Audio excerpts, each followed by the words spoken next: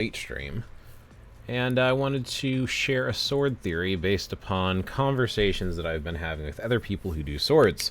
This one might actually be YouTube worthy as well. So, when it comes to equipping swords, obviously right now it's going to be very difficult to get 6 stones of the same color. When you're reforging the enhancing the swords, they can randomly get stones like this. And this one here has 2 orange and 2 blue. Which means, if you go back to enchanting and you try to awaken it, it could be, actually it looks like it has 2, 2, and 2, so there's 2 reds as well. The most number of stones is what the sword turns into. So if you have 3 blue, it's going to be a blue. If you have 2 blue and 1 of each of the other colors, it's going to be guaranteed to be a blue. In this case, it's got 2 of multiple ones, so it could be 1 of 3 and it's random. The idea is you want to eventually get full awakening. So like this one here is like 3 purple. So the other stones don't really hit or mess with much. Hey, Louie. Yes, it's a double stream. I'm doing a little quick clip for YouTube. So as an example, if you start enhancing this sword, the first one is going to be random. All of them are random, actually, unless you use these stones in the bottom left to enhance your percentage. So if I use my red stones here, I can switch this from a 16.5% to a 25% chance, which I don't want to do because I don't want to waste it. So I'm actually going to use no stones, so they're all evenly distributed. So as you continue to do them, they will randomly pop in. So now it's purple and a red. At this point, you can't enhance until you have all 6 stones. So you can keep going if you want. Usually you don't want to do this. Now there's 2 purple. So if I do reforge this, at the moment it would be guaranteed to be purple. It's always going to go with the most number of stones. When you enhance it and all that, reforge it and all that, it's gonna be what it is. Now I'm actually gonna dismantle it. I'm not gonna keep the sword, and I'm not gonna continue to use my stones and waste them. But the idea here is you want to have all the same color because that's what's going to enhance your plus. So if it is 2 stones, it is going to be a +2 sword. If it is 3 stones, it's going to be a +3, like this purple psionic one here. Or in my case, every single one of these swords are +3 swords. So this is a +3 because of the it's a strength sword, and it's orange, and there's 3 oranges, so it's +3. So what you're trying to do is you're trying to increase your overall elemental mastery to be maxed. The top part here with the all basic attack increase, the more mastery you have at the bottom, the higher number of this is. So you can click, I thought you could click this and get the full list of how many you have matched up. But 19.5% is because I have 3 different elements at a 6 star. Or a 6 stone in this case. So I feel like strength, psionic, and dexterity are the best 3 stats for me for PvE. There are other options. So if I click on the strength, you'll see if you have a level 1, which means a sword with a single stone. So you can have a single stone orange for strength and have just the 1. It's going to give physical attack to your whole account for all game modes of +3%. By having 6, I get +15 for my whole account. Now, you'll notice I have 2 swords equipped, because 2 of them are +3 stones. So they combine for a total of 6. So I have 2 of each type, because it's easier to get 2 3s than it is to get a full 6. Not to mention, if I have a 5, I'm still going to have a 2. And if you can't go over. So if you have 2 5s, you still only get 6 as your total. Intelligence gives energy damage down, so it gives you protection. That's why, again, PvP maybe, but for PvE, I don't consider that to be an important stat. Judgment gives additional pierce damage decrease. So again, protection against pierce, which would be good in my opinion for PvP. And then stamina is physical defense down. Again, in my opinion, PvP. So stamina, judgment, intelligence are 3 stats for PvP. Where strength is physical attack up. Psionic is energy attack up. So physical and energy attack up. And dexterity is instinct attack increase, which is really, really good for your tier 4 characters.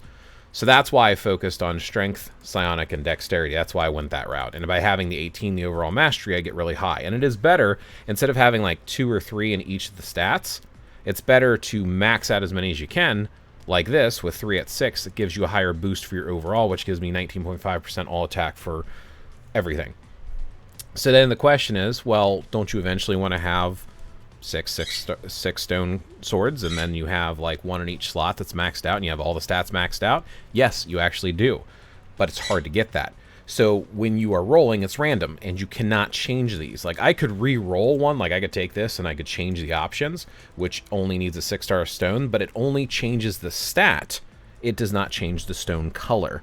In order to change the stone color, you have to have an unroll, which re-rolls, and it only does the very last one. So you want to slowly build up and increase your stats. Like, I would recommend trying to roll up to the first stones to be the same and stop. I've seen other people try to do this for each color sword.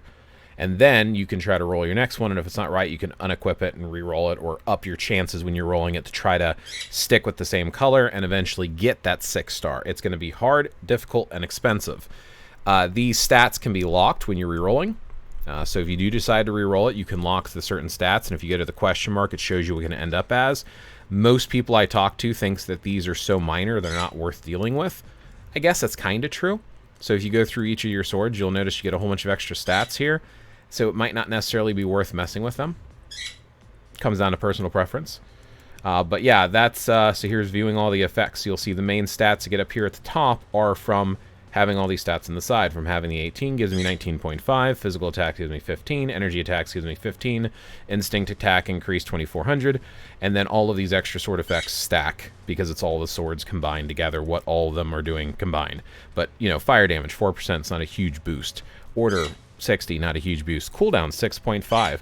That might be pretty decent. You can get some cooldown on these instead of having them on your cards. So it gives you more flexibility for your cards and stuff too. So what I recommend, like I said, I'm going to disenchant if the first two stones do not match. I feel at that point you might as well just dismantle it and just get your stones back, in my opinion. So I'm going to go back to enchanting, see what I end up with, and I'm going to try to get 2 stones of every stone type, one right after the other. So if this is a green like that, perfect, I'll keep that. Now I could re-roll the other one right now, but I probably won't. Go figure, I get it right away. So there's one, and hopefully the next one is a yellow, and it's not, so dismantle it right away. And this way I can try to store up as many close to where I want to be when I actually have the stones to use chance up and try to focus on swords. And then this way, if you do get 1 to 6 stars, then you could have another one at 2 and kind of branch out with what you have equipped. Nope, no good, so we're going to disenchant that. And that's my general recommendation for working with swords, and this is based upon advice I have gotten from other players. Solar Wolf is a call-out. Solar Wolf, I believe I was talking to a few other people as well. Oh, nope, see, again, disenchant. He's the one I remember talking to about this the most. Neck also had some advice. So there's definitely a few people who have... This is not the first time you're going to be hearing this. I just thought I would share this information and post this to YouTube. And what do we get here? And yeah, so obviously I would play with this for a while. That's what I recommend doing. It's your account, your swords, do what you want. But definitely have swords, definitely have them equipped. And honestly, like I said, I think this is a good basic starter set. Regardless of the substats, focus on stone color. And honestly, as you're rolling these two, you can look, if you don't have this set, so before doing the thing where you're trying to save the 2 stones, at least like I'm trying to do right now, you could roll this, and if you do not get at least 2 of the sword color you're looking for, which in my case is going to be orange, purple, and blue, then just trash it. If in the first 3 you get at least 2, okay, then you have at least 3 more chances to get that 3rd stone. Now, if you do land a 4, great. But like I said, the goal, in my opinion, is to start out with focusing on 3 so that you can get 2 3s, and then you can at least max out 3 stats. Not 100% stone return? No. Unfortunately, it'll eat up stones, and that's like the biggest problem with trying to do this method or working with swords, period, is the limited number of those stones. There is not a full return, and it is very frustrating and stressful. So, hopefully that helps.